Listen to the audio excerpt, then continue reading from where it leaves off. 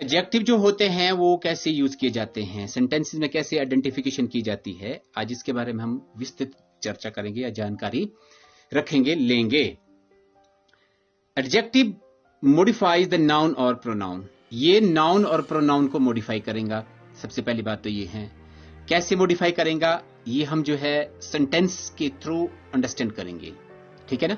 आप इसका स्क्रीनशॉट ले सकते हैं, डेफिनेशन ले सकते हैं, अंडरस्टैंड कर सकते हैं, ठीक है ना, जिससे आपको बेहतर अंडरस्टैंडिंग हो सके। अब याद क्या रखना है आपने कि ये जो विशेषण होते हैं अंग्रेजी में, इसका जो है विशेषण का जो रूप जो है वो नहीं बदलेगा, यानी कि जो इसका जो आपका फॉर्म होगा वो सिमिलर रहेगा। वो आपका चाहे जो मर्जी होगा, सब्जेक्ट ऑब्जेक्ट जो मर्जी है, आपका मेल फीमेल है, सिंगुलर है, प्लूरल है, सबके साथ यूज किया जाएगा, एक समान यूज किया जाएगा, ये कभी चेंज नहीं होता है, ठीक है ना। और दूसरी बात ये है, हम इसको सेंटेंस में कैसे आइडेंटिफाई करेंगे, ठीक है ना, ये हमारा मेन क्वेश्चन है, इसी को हम आज अंडरस्टैंड करेंगे। देखिए आप सबसे पहले देखिए इसकी जो पोजीशन होती है पहले पॉइंट में, आप देखिए इसका जो उपयोग होता है नाउन और प्रोनाउन से पहले ये यूज होगा, और उससे पहले हम जो इंडेफिनिट आर्टिकल यूज करेंगे, ये भी आपको पता होना चाहिए, है ना। नाउन और प्रोनाउन से पहले होगा और उससे पहले आर्टिकल यूज करेंगे, ठीक है ना। अब आप देख सकते हैं इसका एग्जाम्पल, वह एक मेहनती आदमी है। कैसा आदमी है?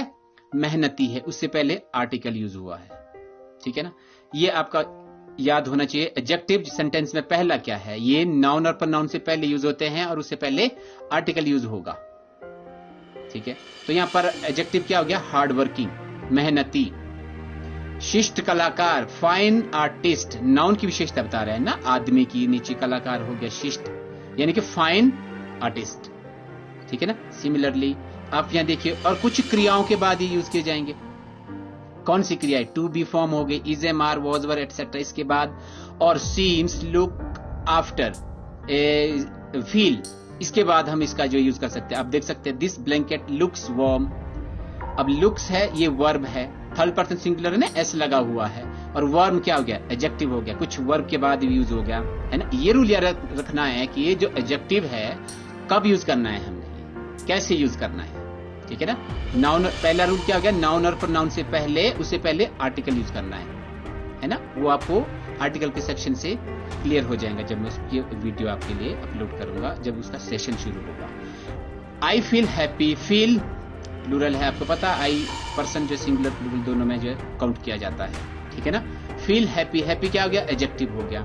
रिया seems tired, seems tired, seems हो गया, आपको पता लग गया है कि क्या है, ये थर्ड पर्सन सिंगुलर है, टायर्ड पास्ट पार्टिसिपल है, एडजेक्टिव हो गया। Is tall, verb, to be forms of verb, is, am, are, tall, इसका जो है पोजीशन नहीं बदलता है किसी में, जो मैंने आपको बताया ना फर्स्ट में कि इंग्लिश में जो है आपका एडजेक्टिव का जो स्वरूप है वो चेंज नहीं होता है। आपका सब्जेक्ट सिंगुलर है, प्लूरल है, मैन है, वुमेन है, सब्जेक्ट है, ऑब्जेक्ट है, ये सब के साथ सिमिलर यूज किया जाएगा, ठीक है, ये याद रखना है आपने। और डिग्री ऑफ कंपैरिजन है एडजेक्टिव, कंपैरेटिव, पॉजिटिव डिग्री, ठीक है, कंपैरेटिव डिग्री, फिर सुपरलेटिव डिग्री। अब जो कंपैरेटिव डिग्री है इसमें कोई तुलना नहीं होगी, इसमें हम समानता ऐसे ही दिखाते हैं कि वो भी उतना ही है जितना कि दूसरा है। एग्जाम्पल आप देख सकते हैं, डेफिनेशंस आप इसको फॉलो कर सकते हैं, स्क्रीनशॉट आप ले सकते हैं, अंडरस्टैंड बेहतर कर सकते हैं, ठीक है ना। इसमें यानी कि पॉजिटिव डिग्री में कोई कंपैरिजन नहीं करेंगे, सिर्फ हम इसमें क्या देखते हैं कि उतनी ही इंपॉर्टेंस देंगे जितनी हम दूसरों की समझते हैं। एग्जाम्पल देखिए आप लास्ट में जो दिया गया है। और दूसरी बात, ये जो पॉजिटिव डिग्री है ना, इससे नाउन से पहले हम इसको यूज करेंगे, जैसे कि there is a comedy movie coming on TV now, ठीक है ना, और the dinner set is as good as that one, यानी कि बराबर रख रहे कि उतनी इंपॉर्टेंस है, इसमें कोई कंपैरिजन हमने यूज नहीं करना है पॉजिटिव डिग्री के दौरान, ठीक है। तब आओ आप कंपैरेटिव में। अब कंपैरेटिव डिग्री में हम तुलना करते हैं दो या दो से अधिक संज्ञाओं के बीच, वो संज्ञा व्यक्ति हो सकते हैं, स्थान हो सकते हैं, चीज हो सकती है, उसके बीच हम जो है क्या करते हैं, तुलना करते हैं, दो व्यक्तियों के, वस्तु, स्थान आदि के लिए करते हैं। दूसरी बात, जो आपके पास एडजेक्टिव होगा उसमें हम ई आर जोड़ेंगे, सफिक्स जो हम जोड़ेंगे वो ER जोड़ेंगे उसमें कंपैरेटिव डिग्री बनाने के लिए, ठीक है ना। और अगर आपका एडजेक्टिव, ठीक है ना, उसमें सिलेबल 2 से अधिक है, सिलेबल भी है ना, मैंने वो वीडियो में आपको बताया था वर्ड फॉर्मेशन में, है ना। अगर 2 से ज्यादा अगर आपके पास उसमें सिलेबल है तब आप मोर यूज करेंगे कंपैरेटिव डिग्री के केसेस में। एग्जांपल आप देख लीजिए, है ना। एग्जाम्पल में देखिए आप, his friend is more daring than him. अब मोर हमने यूज किया है क्योंकि जो हमारे पास एडजेक्टिव जो आ रहा है मोर के बाद उसमें जो सिलेबल है वो 2 से ज्यादा है, ए और आई लगा हुआ है ना, बस ये आइडेंटिफाई करना। मोर और मोस्ट में कंफ्यूज नहीं होना है, कब यूज होता है मोर, कब होता है मोस्ट। मोस्ट को हम सुपरलेटिव में करते हैं, समझ आ रही है बात। और ER तो आपको पता है, जैसे the building is shorter than the other, जब 2 चीजों में हम तुलना करते हैं और एक इसमें जो सिलेबल लगा शॉर्ट, ER जोड़ा ना, शॉर्ट शॉर्टर, तब ये 2 आपके बनेंगे, ठीक है ना। इसमें कंफ्यूजन नहीं होना है। अब उत्कृष्ट डिग्री जिसको हम सुपरलेटिव डिग्री बताते हैं, इसकी सिंपल पहचान है, जब हम किसी व्यक्ति, वस्तु या स्थान की सबके साथ तुलना करते हैं तो वो सुपरलेटिव डिग्री होती है। और बनेगा कैसे ये, EST, एडजेक्टिव के साथ ऐड करेंगे हम EST, ठीक है ना। और उससे पहले हम डेफिनेट आर्टिकल यूज करेंगे द। और दूसरा रूल ये है इसमें, अगर एडजेक्टिव में 1 से या 2 से अधिक सिलेबल यूज हो रहे हैं, वॉवल यूज हो रहे हैं, तब हम मोस्ट यूज करेंगे और डेफिनेट आर्टिकल यूज करेंगे। एग्जांपल आप देख सकते हैं, look that's the brightest star in the sky. आप उस, यानी कि आकाश में सबसे चमकीला सितारे को देख सकते हैं, या फिर वो देखो, आप जो है क्या लगा, सब की तुलना कर रहे हैं कि वो चमकीला है, और दा भी यूज हो गया, ब्राइटेस्ट भी हो गया, और स्टार तो आपको पता है नाउन है। और दूसरा जो मोस्ट हम लगाते हैं, अब देखिए sentence, Supriya is the most efficient worker in our team. हमारे टीम में सुप्रिया जो है सबसे कुशल कार्यकर्ता है। अब मोस्ट क्यों लगा, सबसे बड़ी बात ये मैंने आपको बताया ना कि आपका अगर एडजेक्टिव में 2 से ज्यादा अगर सिलेबल यूज हुए हैं, वॉवल यूज हुए हैं, मोस्ट यूज करेंगे। और नहीं भूलना है, डेफिनेट आर्टिकल दा का प्रयोग सुपरलेटिव डिग्री में करना ही करना है। समझ आ रही है ना बात।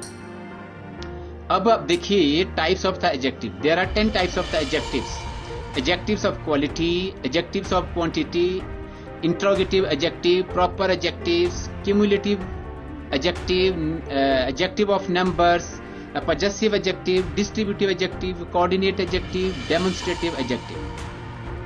ये सिमिलर होंगे आपके, जैसे काइंड्स ऑफ प्रोनाउन में किए थे ना, सिमिलर हो गए। वर्ड तो सिमिलर है, यूज इसका अलग है, वो भी मैं कंपैरेटिवली आपको आज इसमें समझाने वाला हूं, ठीक है ना। पहला देखिए एडजेक्टिव ऑफ क्वालिटी।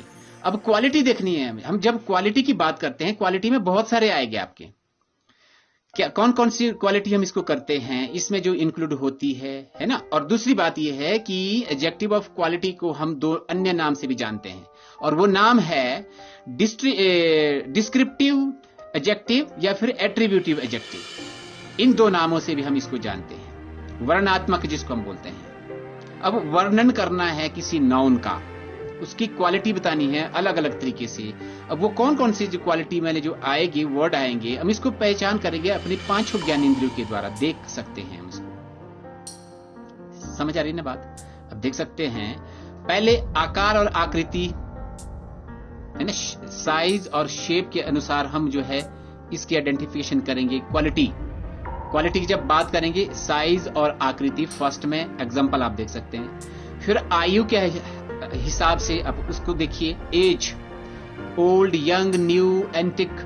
उसके बाद रंग, रूप, भेद है ना, colour, red, blue, green, yellow, example आप देख लीजिए, ठीक है ना। ये क्वालिटी है, एडजेक्टिव ऑफ क्वालिटी। ये हमें पता होना चाहिए कि जब हम इन सभी चीजों की डिस्क्रिप्शन देंगे ना, तो वो एडजेक्टिव ऑफ क्वालिटी होगा। The players formed a circle and stood. Quality क्या होगी, सर्कल की, है ना, आकृति होगी ना, कुछ भी होगा ऊपर से। देखिए आप साइज और शेप्स में, big, small, huge, tall, short, enormous, thin, thick, कुछ भी हो सकता है इस आकृति और आकार में। रंग, आयु में देखिए आप, ओल्ड, यंग, एटसेट्रा। बस ये याद रखना है, एडजेक्टिव ऑफ क्वालिटी में हम किसको डिस्क्राइब करते हैं, पहला क्या हो गया, आकार और आकृति यानी साइज एंड शेप को बताएंगे, एज को बताएंगे, कलर को बताएंगे। उसके बाद देखिए और किसको किसको बताएंगे हम, ध्वनि और स्वाद, साउंड और टेस्ट, ये भी एडजेक्टिव ऑफ क्वालिटी के सब पार्ट्स है ना। और ऑब्जर्वेशन, अगर हम किसी चीज की ऑब्जर्वेशन कर रहे हैं या फिर कोई मटेरियल सामग्री की हम अगर बात कर रहे हैं। अब आप एग्जाम्पल को भी देख सकते हैं इसमें जो दिए हुए हैं मैंने, sounds and taste, loud, soft, noisy, quiet, क्या है ये सब एडजेक्टिव ऑफ क्वालिटी। उसके बाद अब एग्जाम्पल फॉलो करिए।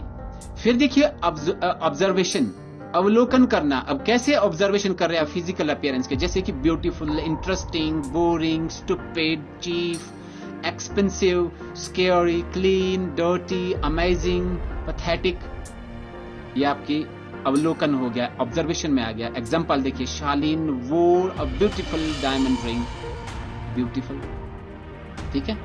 माई मोम baked a delicious delicate cake, delicious, तो ये क्या हो गया, अवलोकन हो गया आपका।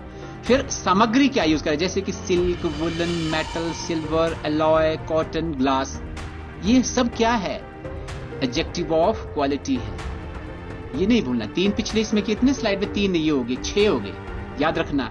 पहला क्या था, आकृति और साइज, है ना, आकार, आकृति और आकार, ठीक है। फिर आपका आ गया था, क्या आ गया था, आयु, एज, ठीक है। सिमिलरली ये तीनों और तीन पिछले तीन ये हो गए, और जितने भी इसमें हो गए वो हमने ऐसे ही याद रखना है, एडजेक्टिव ऑफ क्वालिटी होते हैं। हम कैसे यूज करना है, कैसे आइडेंटिफाई करना है, इसमें एडजेक्टिव कैसे आइडेंटिफाई करना है, तो ये चीज है आपको, इनके हाईलाइट जो की वर्ड है ये दिमाग में रखने हैं, यूजेस में आपको जो है आइडेंटिफाई करने के लिए इजी हो जाएगा, ठीक है। उसके बाद अगर हम यूज करते हैं तापमान या समय, टेम्परेचर, टाइम, ये भी quality of quality, adjective of quality है ना। और दूसरा देखिए आप क्वालिफायर, अगर आप किसी चीज को क्वालिफाई कर रहे हैं वर्ड में, जैसे stunning, Leh is a stunning place to visit, आश्चर्यजनक जगह है, उसको भी बोलते हैं क्वालिफाई करना किसी चीज को। जैसे आईएनजी, क्वालिफायर का मतलब है जब आपके वर्ड में आईएनजी लग रहा है या फिर ईडी से खत्म हो रहा है, यानी कि प्रेजेंट पार्टिसिपल, या फिर आप बोल सकते हैं पास्ट पार्टिसिपल। जब भी हम इसका क्वालिटी के रूप में करेंगे किसी चीज को क्वालिफाई करने के लिए, तो वो क्या हो जाएगा आपका, क्वालिफायर एडजेक्टिव्स। समझ आ रही है बात, तापमान, टेम्परेचर, टाइम में अगर ये चीज आप शो कर रहे हैं तो एडजेक्टिव ऑफ क्वालिटी में ही आएगा। 3 ये हो गए, 2 कितने हो गए, 3 के 6, 2 8। ये आपको इसी तरीके से लर्न रखने हैं, कैसे हमने जो इसको अपने दिमाग में रखना है और आइडेंटिफाई करना है, even when how we are going to speak it out to make our sentences, है ना। दूसरा आ गया आपका प्रॉपर एडजेक्टिव। अब ये प्रॉपर एडजेक्टिव है, ठीक है ना, ये क्या विशेषता बताता है, प्रॉपर नाउन की विशेषता बताएगा आपका। प्रॉपर एडजेक्टिव है तो प्रॉपर नाउन की ही विशेषता बताएगा, और इसको जो है एडजेक्टिव ऑफ क्वालिटी के साथ ही वर्गीकृत किए जाते हैं, ये उसी के साथ लिए जाते हैं, लेकिन अलग से इसको हमने नाम दिया है, वो दिया है प्रॉपर। आप देख सकते हैं एग्जांपल में, it was the Malaysian aeroplane that crashed into the sea, ये आपका प्रॉपर एडजेक्टिव है, यानी कि किसी प्रॉपर नाउन की। प्रॉपर नाउन क्या है आपको पता है, मलेशियन एरोप्लेन है जो क्रैश हुआ है, क्रैश्ड है, ठीक है ना, है तो वो वहीं आ गया हमारे पास, जो उसमें क्वालिफायर एडजेक्टिव में था, उसी की कैटेगरी में, लेकिन इसको हमने प्रॉपर की संज्ञा दी है। स्टेडियम के चारों ओर, अराउंड द स्टेडियम, अब हमने ये पर्टिकुलर कर दिया है, प्रॉपर का मतलब पर्टिकुलर नाउन को हमने जो है क्वालिफाई करना है। मेरा भाई अपनी अमेरिकी दुल्हन को पंजाब ले आया, अमेरिकी दुल्हन यानी अमेरिकन ब्राइड, प्रॉपर नाउन को एडजेक्टिव के लिए यूज किया है, अमेरिकन ब्राइड यहां पर जो है प्रॉपर एडजेक्टिव के लिए यूज किया गया है। उसके बाद देखिए एक और याद रखना आपने, जो गुणवत्ता होगी ना इस क्वेश्चन में, इस एडजेक्टिव में, वो आपको उत्तर देगा कि ऑफ विच काइंड, मतलब कि किस तरह का। जब आपके मन में ये क्वेश्चन है किस तरह का, तो समझिए कि आप प्रॉपर एडजेक्टिव का यूज कर रहे हैं।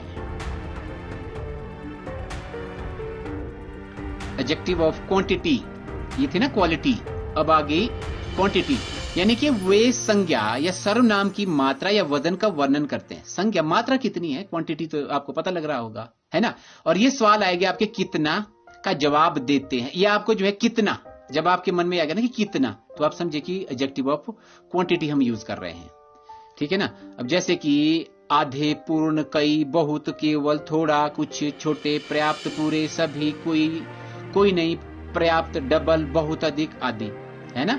आप इसको ले सकते हैं जैसे कि half, full, many, lot, only, some, few, little, ये सब प्रोनाउन में कर लिए हमने ये, है ना। अब एडजेक्टिव के रूप में इसका कार्य क्या रहेगा, इसको हम एडजेक्टिव ऑफ क्वांटिटी में अंडरस्टैंड करेंगे, और स्थान भी देखेंगे कैसे इसका होता है सेंटेंसेस में, स्थान कहां होता है, कैसे होता है, हम इसको कैसे फाइंड आउट करते हैं इस स्थान को। देखो आप यहां पर, मैंने खुद बिरयानी की एक पूरी प्लेट खत्म की। I finished a full plate of biryani my self. अब आपको पता लग गया होगा, है ना, अ फुल ऑफ यानी कि एक पूरी प्लेट। अब एडजेक्टिव की हम क्वालिटी अगर बात करें तो किसकी कर रहे हैं हम यहां पर, थिंग की कर रहे हैं। प्लेट किस तरह का, यानी कि कैसी प्लेट, पूरी प्लेट एडजेक्टिव होगी ना, तो ये फुल प्लेट हो गया यहां पर, ठीक है। सुनीता द्वारा किए गए प्रयास की मात्रा पर्याप्त नहीं है। The amount of effort, what effort, कितना कोशिश की, कितने एफर्ट की, मतलब कितनी पर्याप्त मात्रा में जो है उन्होंने प्रयास किया। Amount of, the amount of efforts put in the Sunita is not enough, है ना। शो के लिए कुछ सामने की पंक्ति के टिकट बचे हैं। अब कुछ, फ्यू, कितने, जब आपके दिमाग में कितना, फ्यू है, कुछ है, ठीक है ना। फ्रंट रो टिकट्स, छात्रों में से किसी ने भी, नन ऑफ द स्टूडेंट्स, कितने, कितनों ने, जब इतने आएगा तो नन ऑफ। जब आपका क्वेश्चन ये आ रहा है तो आपको पता लग जाएंगे ये एडजेक्टिव ऑफ क्वांटिटी है। एडजेक्टिव ऑफ नंबर्स, वह शब्द जो संज्ञा की संख्या का वर्णन करते हैं उसे एडजेक्टिव ऑफ नंबर्स कहा जाता है। अब संख्या की संख्या, जो संख्या क्या होता है ना, संज्ञा की संख्या जो होती है उसका वर्णन करते हैं। नंबर ऑफ द नाउन,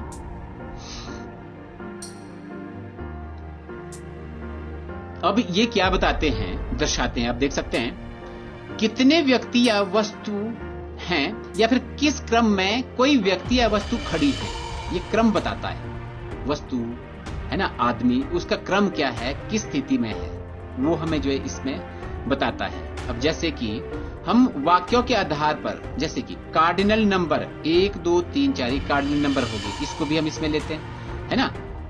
या फिर साधारण संख्या जैसे कि पहले, दूसरे, तीसरे, चौथे, पांचवें का प्रयोग करते हैं, और इसे न्यूमरल विशेषण के रूप में भी जाना जाता है।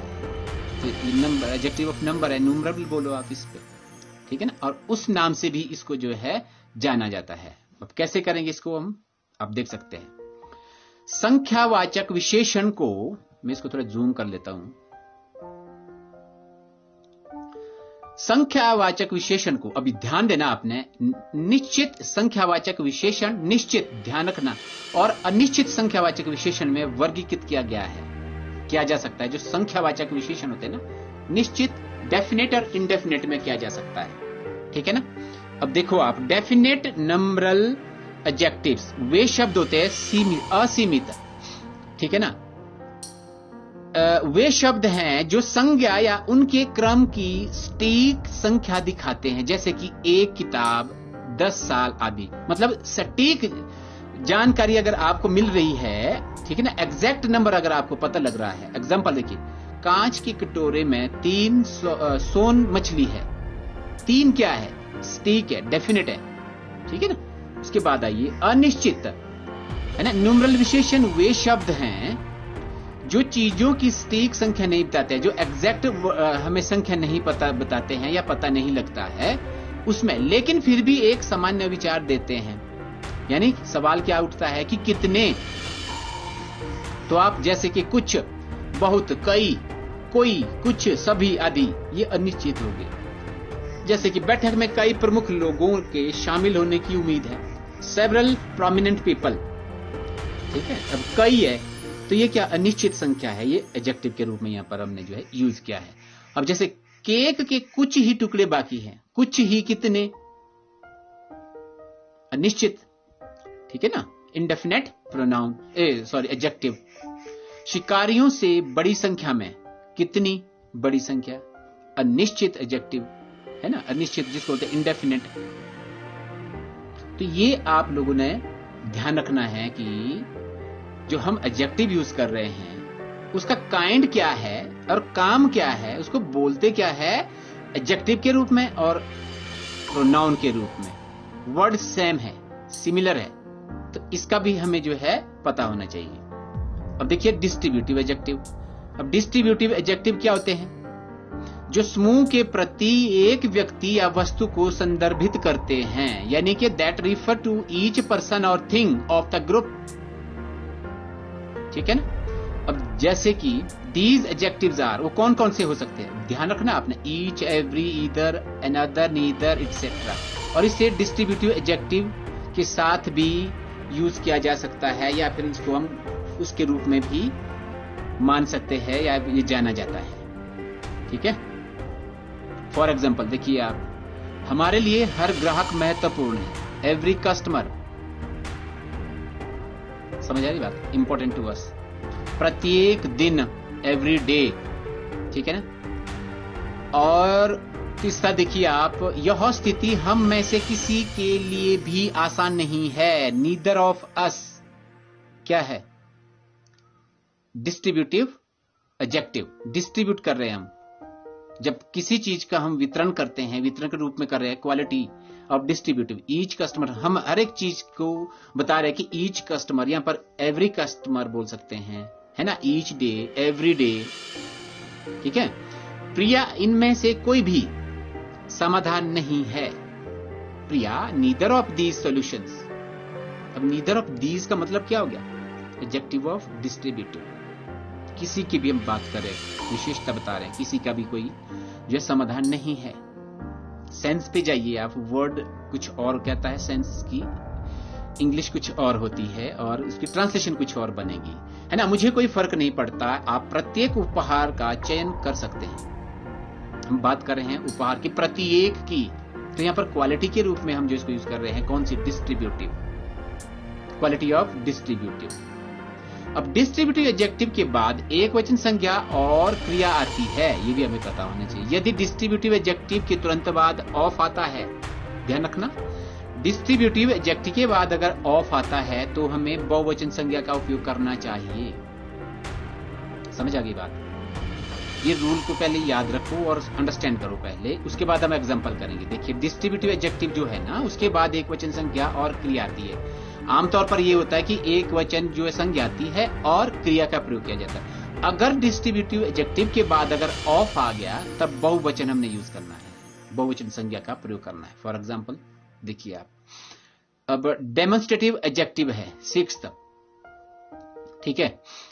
अब डेमोन्स्ट्रेटिव एडजेक्टिव क्या होगी?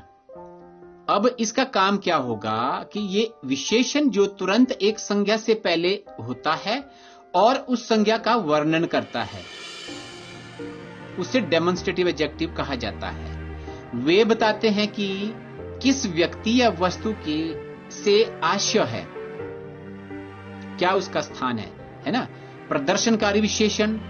प्रश्न अब क्या उठता है कि कौन सा, जब आपके दिमाग में क्वेश्चन ये उठे कि कौन सा, तब आप समझ लें कि हम डेमोन्स्ट्रेटिव एडजेक्टिव को यूज कर रहे हैं, उसका उत्तर देते हैं। प्रदर्शनकारी जो विशेषण होते हैं, डेमोन्स्ट्रेटिव जिसको बोलते हैं प्रदर्शनकारी, ठीक है। जो विशेषण है वो क्या होते हैं, दिस, दैट, दीज, दोज, याद आ रहा हो ना आपको, डेमोन्स्ट्रेटिव प्रोनाउन, ठीक है ना। अब कंपेयर करेंगे हम इसको। अब डेमोन्स्ट्रेटिव प्रोनाउन और डेमोन्स्ट्रेटिव एडजेक्टिव में अंतर क्या है, कैसे पता चलेगा ये? अब देखिए आप पहले इसको देखिए, डेमोन्स्ट्रेटिव एडजेक्टिव को। अनीता चाय के साथ मेहमानों को यह मिठाई भी परोसना, यानी कि Anita please serve this sweet to guest along with tea. ध्यान आपने उस पर देना जो अंडरलाइन किया है, कहां हमने यूज किया है दिस, दैट, दीज, दोज का प्रयोग। अब देखो दिस के बाद अगर नाउन यूज हो रहा है वो एडजेक्टिव को क्वालिफाई कर देगा। अगर दिस, दैट, दीज, दोज के बाद कोई नाउन प्रोनाउन नहीं है तो वो क्या है, डेमोन्स्ट्रेटिव प्रोनाउन है। फिर इस खेत में संपूर्ण जैविक उपज है। दिस फार्म, देखिए ना सेंटेंस देखो पहले जो कलर में हाईलाइट किए हैं। दिस स्वीट, स्वीट क्या हो गई? नाउन। दिस फार्म, फार्म क्या हो गया? नाउन। दिस हॉल, हॉल क्या हो? दैट हॉल, हॉल क्या हो गया आपके पास? नाउन। और the mannequin, that mannequin, mannequin क्या हो गया आपके पास? नाउन। ठीक है, तो डेमोन्स्ट्रेटिव एडजेक्टिव कहां यूज होगा? नाउन से पहले। दिस, दैट, दीज, दो, दैट, एटसेट्रा। ठीक है ना, नाउन से पहले हो गया ये जो क्वालिफाई करेगा तो एडजेक्टिव हो गया। अगर उसके बाद अगर आप देखो ना कंपैरेटिव, ये देखो आप यहां से आपको ज्यादा अंडरस्टैंड हो जाएगा। Difference between the demonstrative adjectives and demonstrative pronouns. देखो शब्द दिस, दैट, दीज, दोज को डेमोन्स्ट्रेटिव सर्वनाम के रूप में भी जाना जाता है, लेकिन अंतर वाक्य निर्माण में है, सेंटेंस फॉर्मेशन में है ना। देखो यदि कोई संज्ञा, देखना आपने, दिस, दैट, दीज, दोज के तुरंत बाद आती है तो ये शब्द डेमोन्स्ट्रेटिव एडजेक्टिव है। बोला था ना, अगर दिस, दैट, दीज, दोज के बाद तुरंत कोई अगर संज्ञा आ रही है तो वो एडजेक्टिव, डेमोन्स्ट्रेटिव एडजेक्टिव है। यदि कुछ अन्य शब्द दिस, दैट, दीज, दोज के बाद आते हैं तो वे शब्द क्या हो जाएंगे? डेमोन्स्ट्रेटिव प्रोनाउन कहला जाएंगे। अगर नाउन नहीं है, कुछ दूसरे शब्द आ रहे हैं तो वो प्रोनाउन का काम करेंगे। एग्जाम्पल, क्या आपने वो खरीदा? डिड यू बाय दैट, ये क्या है? Demonstrative pronoun. Did you by that, that के बाद कुछ भी नहीं आया, अगर कुछ आता तो क्या हो जाता? वो डेमोन्स्ट्रेटिव एडजेक्टिव हो जाता। ठीक है ना, वो खरीदा, अब उसकी बात नहीं की गई, ये तो पॉइंट आउट कर रहे हैं हम। अब दूसरा, क्या आपने वो किताब खरीदी? अब देखो आप, वह भी आ गई और नाउन भी साथ में आ गया, वह किताब। अब क्या हो गया? वह किताब डेमोन्स्ट्रेटिव एडजेक्टिव। ठीक है ना, वह वही है जो मैं चाहता था। These are what I wanted, demonstrative pronoun, क्योंकि दीज के बाद कोई भी आपका जो है नाउन नहीं आया। ठीक है, अब देखो, यह मग वही है जो मैं चाहता था। दीज मग्स, अब लग गया दीज के बाद मग्स आ गया तो क्या हो गया? ये डेमोन्स्ट्रेटिव एडजेक्टिव्स। बस ये अंतर हमने याद रखना है, डेमोन्स्ट्रेटिव प्रोनाउन और डेमोन्स्ट्रेटिव एडजेक्टिव में अंतर क्या है, यूजेस में आपको जो है खुद पता लग जाएगा। इंट्रोगेटिव एडजेक्टिव प्रश्नवाचक है, आपको सीधा ही पता लग रहा होगा, हुज, व्हाट एंड विच, ये क्वेश्चन में आते हैं, ये विशेषता बताते हैं संज्ञा की, किस तरह का, कैसे इंट्रोगेटिव एडजेक्टिव कहलाते हैं ये, है ना। अब देखिए आप, यह कलम किसकी है? किसका है? हुज पेन इज दिस, है ना। आप कौन सी शर्ट पहनने जा रहे हैं? विच शर्ट, ये कर चुके हैं हम, इसको प्रोनाउन में कर चुके हैं, यूजेस में कर चुके हैं, है ना। वो वीडियो आपने मेरे देख लेनी और आपको अच्छे तरीके से अंडरस्टैंड हो जाएगा, है ना। अब आप किस विषय का अध्ययन करने जा रहे हैं? What subject. अब आप देखिए, ऊपर लिखित पूछताछ वाले तीनों शब्द हुज, विच एंड व्हाट संज्ञा से पहले आए हैं, ये भी आपको पता होना चाहिए। संज्ञा से पहले आए रहे ना, इसको पता है, मैंने आपको क्वेश्चन में अंडरस्टैंड करवाया है, आए ना। तो अब देखिए आप कौन सी भाषा सीखना चाहोगे? What language would you want to learn, आप कौन सी भाषा सीखना चाहोगे? Which language would you want to learn. अब देखिए, व्हाट लैंग्वेज और विच लैंग्वेज, अब कौन सा राइट लगेगा आपके अनुसार? क्या इसमें अंतर है? कैसे पता चलेगा कि मैंने व्हाट लगाना था कि विच लगाना था? तो कौन सा सेंटेंस सही है, कौन सा गलत है? ठीक है, आपके दोनों सही है, फिर अंतर कितना है आप इसको चेक करो। अब देखो आप, पहले वाक्य में व्हाट दिखता है कि स्पीकर व्यापक उपलब्ध भाषाओं में से उत्तर चाहता है, यानी कि व्हाट का मतलब ये है कि उसके पास भाषाओं का ज्ञान है, नॉलेज है, वो किसी भी भाषा में उसका आंसर चाहता है। यदि दुनिया की हजारों भाषाओं में से कोई भी हो, वो उस भाषा में उसका आंसर चाहता है या फिर ले सकता है। अब in this sentence what shows that, ये तो इंग्लिश में हो गया, ठीक है, आप इसकी इंटरप्रिटेशन ले सकते हैं। जब हम उसी वाक्यों में व्हाट के बजाय विच का प्रयोग करते हैं, ध्यान देना, तो यह दर्शाता है कि स्पीकर के पास कुछ उपलब्ध विकल्प हैं जिनमें से वह एक उत्तर चाहता है, यानी कि उसके पास विकल्प है कि कुछ एक भाषा लिमिटेड है जो जानता है, उसी में वो उत्तर चाहता है, इसलिए हमने विच का प्रयोग किया। समझ आ गई आपको बात? अब देखिए आप, किसके पास, यह पूछने के लिए प्रयोग किया जाता है किसकी, है ना। चीज है, किसकी चीज है, यानी कि किसके पास। अगर ये कोई पूछना है तो उसके लिए क्या पूछा जाता है, किसकी चीज है ना, कौन चीज का मालिक है। यह कब्जे को दर्शाता है। मैंने आपको बताया पोजेशन में पोजेशन प्रोनाउन हमने किए हैं। तो यहाँ एडजेक्टिव की बात करें। अब देखो आप यहाँ पर प्रदर्शनी के लिए किसकी पेंटिंग का चयन किया गया था, किसकी, क्या आएगा, whose painting was selected for the exhibition. Music room में किसका गिटार पड़ा है, पता लग गया आपको, पॉजेसिव है ना, यानी कि कब्जे की ओर दर्शाता है, आपका स्वामित्व की ओर प्रदर्शन करता। अब डिफरेंस में आइए, difference between interrogative adjective, interrogative pronoun, ये उधर भी किए हमने, तभी तो हम आपको कंफ्यूजन लग रहा होगा कि भाई हो क्या रहा है। अब देखो आप इसको, अब प्रश्नात्मक शब्द विशेषण इंट्रोगेटिव एडजेक्टिव और इंट्रोगेटिव प्रोनाउन सर्वनाम दोनों के रूप में कार्य कर सकते हैं, लेकिन हम निम्नलिखित बिंदुओं को ध्यान में रखते हुए उनके बीच अंतर कर सकते हैं। अब कौन सा है, अब देखो, इंट्रोगेटिव एडजेक्टिव प्रश्न शब्द है और हमेशा एक संज्ञा से पहले आता है। अब आपको पता होना चाहिए संज्ञा से पहले यूज किया जाएगा, ये जैसे हमने डेमोन्स्ट्रेटिव एडजेक्टिव किया था ना, जो संज्ञा से पहले, उसी तरह से ये भी इंट्रोगेटिव एडजेक्टिव संज्ञा से पहले यूज किया जाएगा। यह संज्ञा के बारे में बोलता है और अपने आप में पूर्ण नहीं है। ये संज्ञा के बारे में बोलेंगे, अपने आप में इसका कोई मतलब नहीं बनेगा। दूसरी बात, इंट्रोगेटिव जो विशेषण शब्द है, विच, व्हाट एंड हुज, ठीक है ना, ये इंट्रोगेटिव जो वर्ड है इसके साथ हम जो यूज करते हैं इंट्रोगेटिव के। लेकिन इंट्रोगेटिव जो प्रोनाउन है, प्रश्नवाचक जो है शब्द है, लेकिन यह संज्ञा से पहले नहीं आता है, बल्कि आमतौर पर एक क्रिया के से पहले आता है और अपने आप में पूर्ण है, और ये क्रिया से पहले आएगा और अपने आप में इसका अपना मीनिंग निकलेगा एज अ प्रोनाउन,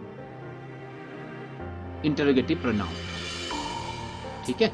दूसरा क्या है, अब इंट्रोगेटिव सर्वनाम वह शब्द है which, what, whose, how and whom, ये प्रोनाउन है, अपने आप में मतलब है और ये वर्ब से पहले आता है। और अगर हम इंट्रोगेटिव एडजेक्टिव की बात करते हैं तो ये नाउन से पहले आता है, अपना इसका मीनिंग नहीं होता है, और नाउन को ये जो है मॉडिफाई करेगा, क्वालिफाई करेगा। समझ आ रही है ना बात। यहां देखिए आप, इंट्रोगेटिव एडजेक्टिव संज्ञा की विशेषता बताते हैं और इंट्रोगेटिव प्रोनाउन संज्ञा का स्थान लेते हैं। ये संज्ञा की विशेषता बताएंगे इंट्रोगेटिव एडजेक्टिव, और इंट्रोगेटिव प्रोनाउन जो है वो संज्ञा का स्थान लेंगे, संज्ञा से पहले भी आएंगे या स्थान भी ले सकते हैं, ठीक है। अब देखिए, किस लड़के से आपकी बेटी ने शादी करने का फैसला लिया है, विच बॉय। अब आप देख सकते हैं यहां पर विच एक संज्ञा बॉय से पहले आया है, इसलिए एक इंट्रोगेटिव एडजेक्टिव है, विच भी है और बॉय भी है, अपने आप में विच का कोई मतलब नहीं है, हम बॉय को मॉडिफाई कर रहे हैं। अब कौन वह लड़का जिससे आपकी बेटी ने शादी करने का फैसला किया है। अब देखिए आप, विच संज्ञा से ठीक पहले नहीं आया है, संज्ञा देखो कहां है, which is the boy, is the boy, boy last में आ गया, नहीं आया ना। और लेकिन यह एक क्रिया इज से पहले आया, क्रिया तो पता है ना आपको, हेल्पिंग वर्ब से पहले आया है, इसलिए यह एक इंट्रोगेटिव प्रोनाउन है। दिस इज द डिफरेंस, बस ये पता होना चाहिए। सिमिलर वर्ड हम यूज कर रहे हैं तो उसका कैसे यूज करना है और कैसे आइडेंटिफाई करना है। अब आ जाइए पॉजेसिव एडजेक्टिव में। अब possessive adjective, possessive pronoun similar है, अब अंतर यही है कि आपने आइडेंटिफाई कैसे करना है। आप स्क्रीनशॉट ले सकते हैं, इसकी डेफिनेशन अंडरस्टैंड कर सकते हैं और बेटर अंडरस्टैंड के लिए राइट डाउन इसको कर सकते हैं। अब देखिए आप, वह है टुक टुक मेरी पालतू गिलहरी, दैट इज टुक टुक माई पेट सिक्विरल, माई पेट सिक्विरल। एक एक चीज को हाईलाइट देखना, आपने अंडरस्टैंड करना कि यहाँ पर माई पेट सिक्विरल है, ये डेमोन्स्ट्रेटिव, ये क्या बोलते हैं उसको, ये है आप क्या कर रहे हैं, हम पॉजेसिव है, माई जो यहाँ पर यूज किया गया ना, माई पेट सिक्विरल। रेनू आपकी बहन, Renu your sister is waiting for you at the reception, शेर अपनी मांद में है, the lion is in its den, ठीक है। Whose shirt are you wearing, आप किसकी शर्ट पहने हुए हैं। अब आओ आप, दूसरा क्या है, कोऑर्डिनेट एडजेक्टिव्स, 9th का। कोऑर्डिनेट एडजेक्टिव्स दो या दो से अधिक एडजेक्टिव होते हैं, याद रखना, ये 2 या 2 से एडजेक्टिव होते हैं जिन्हें कॉमा द्वारा अलग किया जाता है, जो स्वतंत्र रूप से एक संज्ञा की एक अलग विशेषता का वर्णन करते हैं। ये विशेषण वाक्यों में एक दूसरे के साथ समन्वय करते हैं। यदि हम या तो कोऑर्डिनेट एडजेक्टिव के स्थान को आपस में बदल दें या फिर अल्प विराम का शब्द या फिर एंड से बदल दें, तब भी वाक्यों का अर्थ नहीं बदलता है। क्या मतलब होगा? जो कोऑर्डिनेट एडजेक्टिव है, या तो हम कॉमा से अलग करेंगे या फिर हम एंड लिखेंगे, लेकिन उसका मीनिंग नहीं बदलेगा। मीनिंग फिर भी वो सेम का सेम ही रहेगा। आप अंडरस्टैंड करिए। मेरी कक्षा शिक्षक, ध्यान देना, मेरी कक्षा शिक्षक एक बुद्धिमान समझदार महिला है। अब देखिए आप, my class teacher is an intelligent comma sensible women. अगर आप कॉमा नहीं लगाते हैं या फिर एंड करते, तब भी आपका सेंस सिमिलर रहेगा। आप यहां देख सकते हैं, बुद्धिमान और समझदार विशेषण 2 अलग अलग गुण हैं, ये भी आपको पता है, जिनका उपयोग संज्ञा यानी क्लास टीचर का वर्णन करने के लिए किया गया है। कॉमा को एंड के साथ बदलने के बाद भी वाक्य सुगम और सही लगता है, यानी कि इजी हो गया। हम इसको जो है सेंटेंस जो है करेक्ट दिखता है। स्मूथ बनाने के लिए सेंटेंस भी जो है अच्छा है और सिंपलर जो है आपको मीनिंग देने के लिए करेक्ट जो है लगता है या बनता है। ठीक है ना, एंड न लिखे हमने कॉमा बनाया। अब दूसरा देखिए, मेरे नए पिल्ले ने मुझे देखकर अपनी छोटी है ना बिना बाल की पूंछ लहरानी शुरू कर दी। My new pup started waving his short hairless tail on seeing me. यानी कि इस वाक्यों में क्या हुआ, यदि हम अल्प विराम देखते हैं या फिर अल्प विराम रखते हैं या फिर अल्प विराम को शब्द एंड के साथ बदलते हैं या फिर अल्प विराम को हम एंड से बदल देते हैं, यानी कि इसको हटा के एंड लिखते हैं, तो क्या हो जाएगा? तो भी अर्थ समान रहता है ना। विशेषण के क्रम को बदलते हैं, अगर क्रम बदलते हैं तो अर्थ भी आपका समान रहता है। यानी कि हम कह सकते हैं कि ऊपर युक्त विशेषण कोऑर्डिनेट एडजेक्टिव है, ये कोऑर्डिनेट कर रहे हैं, यानी कि जब जिसका क्रम बदलने से कोई अर्थ नहीं बदलता है उसको हम कोऑर्डिनेट एडजेक्टिव बताते हैं। जब एक ही संज्ञा को उल्लेखित करने के लिए 2 या 2 से अधिक विशेषणों का उपयोग किया जाता है, याद रखना, एक ही संज्ञा है, 2 या 2 से अधिक विशेषण का प्रयोग कर रहे हैं, तो पहले 2 विशेषण अल्प विराम से अलग होते हैं। जो फर्स्ट के जो विशेषण होंगे वो 2 अल्प विराम से जो है अलग होते हैं और अंतिम विशेषण से ठीक पहले एंड का प्रयोग किया जाता है। अब जैसे प्रशांत की पत्नी बुद्धिमान, विनोदी और सुंदर है। Prashant wife is intelligent comma humorous and pretty. तीनों है ना, first 2 separated by comma, last 1 separated by and. ये रूल था। दूसरा आप देख सकते हैं आप इसी तरह से, the debate was long, irrelevant and boring. सारे विशेषण यूज किए गए हमने इसमें। अलग अलग कैसे करना है? Last 1 cumulative adjective. संचयी विशेषण 2 या 2 से अधिक विशेषण हैं जो एक संज्ञा का वर्णन करने के लिए एक दूसरे पर निर्भर करते हैं। क्यूमुलेटिव संचयी है, एक दूसरे पर निर्भर कर देंगे ये। उन्हें अल्प विराम कॉमा से अलग नहीं किया जा सकता है और एक विशिष्ट क्रम में व्यवस्थित करने की आवश्यकता होती है। यदि हम संचयी विशेषणों के क्रम को बदलते हैं तो वाक्यों को कोई अर्थ नहीं होगा। कम्युलेटिव एडजेक्टिव को नॉन कोऑर्डिनेटिव एडजेक्टिव के रूप में भी जाना जाता है। नॉन कोऑर्डिनेटिव, कम्युलेटिव का मतलब जो कोऑर्डिनेट नहीं कर रहा है आपस में, जो एक दूसरे से जो है कॉमा से अलग नहीं किए जा सकते हैं। अब एग्जांपल देखिए आप, हरा क्रिसमस का पेड़, ग्रीन क्रिसमस ट्री।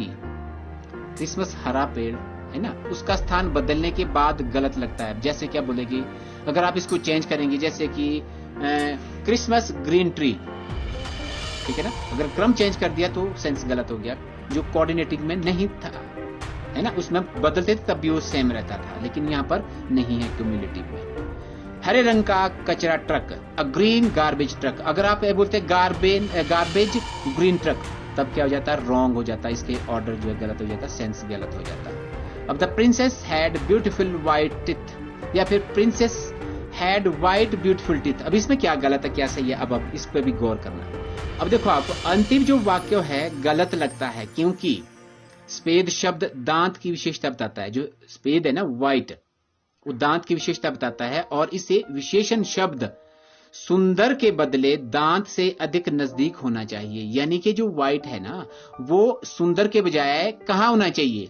दांत के नजदीक। दांत क्या है? नाउन, यानी कि नाउन से पहले एक आपके पास है विशेषण होना चाहिए, उससे पहले हम जो भी यूज करें वो आपका क्युमुलेटिव एडजेक्टिव माना जाएगा। जैसे कि आप ऊपर देख सकते हैं, कौन सा सेंटेंस जो फर्स्ट है, the princess had beautiful white teeth, ये सही सेंटेंस है। अगर आप ऐसे लिखते हैं the princess had white beautiful teeth, तो ये रॉन्ग माना जाएगा। समझ आ रही ना बात? ये ही वो पॉइंट है जो मैं आपको क्लियर करवाना चाहता हूं एग्जाम्पल के द्वारा और हिंदी टू इंग्लिश के कन्वर्सेशन के द्वारा, रिटन के द्वारा, ओरल के द्वारा। एग्जाम्पल और देखिए आप, उसके पास एक चांदी धातु रंग की स्पोर्ट्स कार है। He has a silver metallic colored संचयी, क्युमुलेटिव हो गया ना, सिल्वर भी है, metallic colored। दूसरा देखिए, प्रियंका ने 2 सूचनात्मक चैनलों की सदस्यता ली है, 2 इंफॉर्मेटिव चैनल्स। आज रात एक पूर्ण चांद, रोशन चांद है, an illuminating full moon। अब ये क्या है? क्युमुलेटिव एडजेक्टिव, ठीक है ना, जिसका ऑर्डर बदलने से मतलब चेंज हो जाता है, ऑर्डर जो है खराब हो जाता है, यानी कि जिसका मीनिंग नहीं निकलता है। That's all about today's presentation about adjective. I hope आशा रखता हूं कि आप सबको समझ आ गया होगा। फुल कोशिश की मैंने अंडरस्टैंड करवाने की, और अंडरस्टैंड खुद करने की और करवाने की। इससे संबंधित कोई अगर डाउट आपके मन में फिर भी अगर है तो आप मुझे कमेंट कर सकते हैं, और कोई इम्प्रूवमेंट अगर आप किसी subject means in the sense of English में अगर चाहते हैं तो उस पर भी मैं इम्प्रूवमेंट करूंगा, उस पर भी मैं वीडियो बनाऊंगा, लाइव सेशन करूंगा। अगर आपकी अगर कोई स्पेशल सजेशंस है तो वो मैं पूरी करने की कोशिश करूंगा। Thank you for watching till and, and if you like my video, don't forget to share. Thank you students and dear friends being with me for so long time. Have a nice day all of you.